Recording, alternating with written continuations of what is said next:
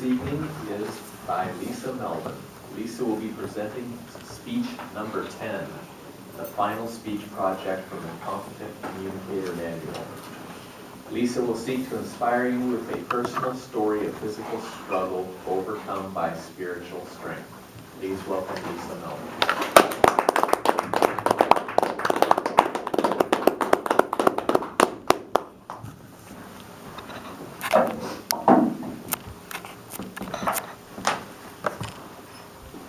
Fellow Toastmasters, I look to the mountains.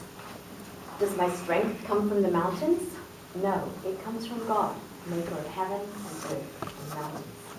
And those are the first two verses from Psalm 121 from the Message Bible. And that is proof of where I draw my strength.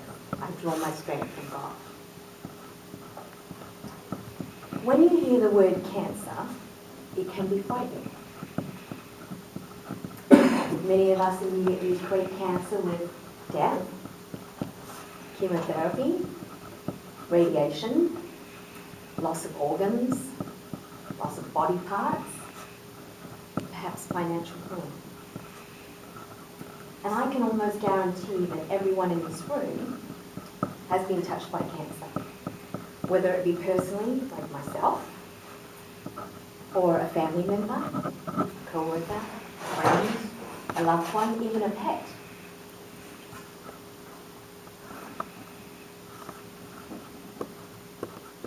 But I look to the mountains. Where does my strength come from? It comes from God, maker of heaven and earth and the mountains.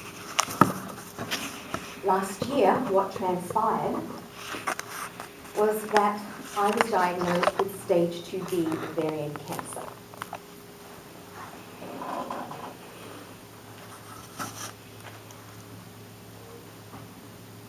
And it was a shock. Yet, I looked to the mountains and found my strength in God.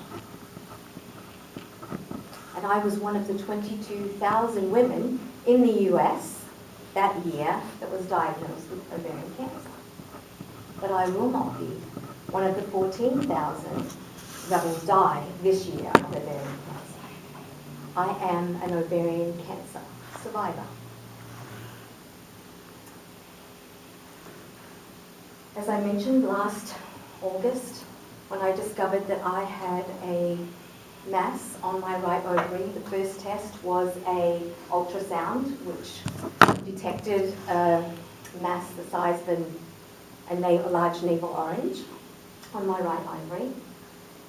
My second test was a blood marker test to see if I had an elevated CA125 protein in my blood, which is very common for women with ovarian cancer.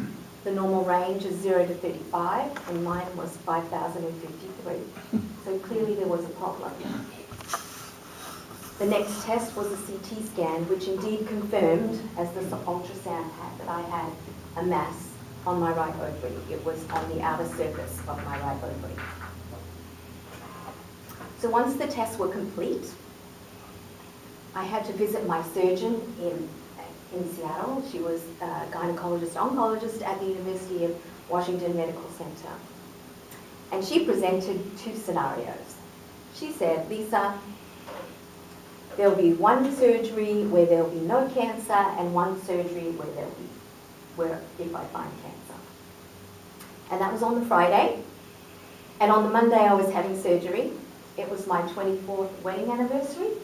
My poor husband had to sit out in the waiting room. The surgeon came to me the next morning and confirmed yes, and I was still holding out for hope that this mass, tumour, whatever you want to call it, was benign. But of course she came to me the next morning and said, Lisa, we did indeed find cancer. And then later on, labs confirmed that it was the stage 2B cancer, which meant that I needed to have chemotherapy, which was probably the scariest part to me. I needed to have 6 cycles of chemotherapy, which is a very common protocol for stage 2B cancer. They use 2 types of drugs, and they use it through an IV. You can use your veins, although it's not a very good idea. or a chest port, which would have to be implanted, and then an IP port, which I had to have implanted in my abdomen wall. The IP port never did work, so they resorted to using an IV.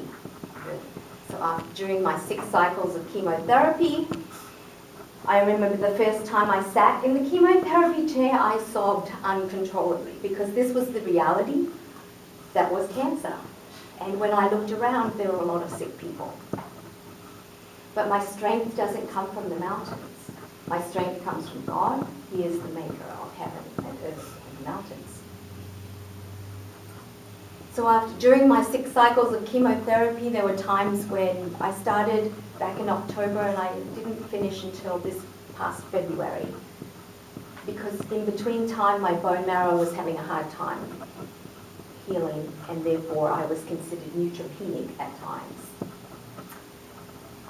They had to wait until my blood count was high enough to be able to give me chemotherapy again. You see, cancer chemotherapy is killing those cancer cells, but it's also killing the good stuff too, those good cells. And 24 hours after I would receive chemotherapy, I would get an injection, which actually cost $15,000 each time. And thankfully, my medical insurance has covered most of my costs. And for that, I'm very thankful.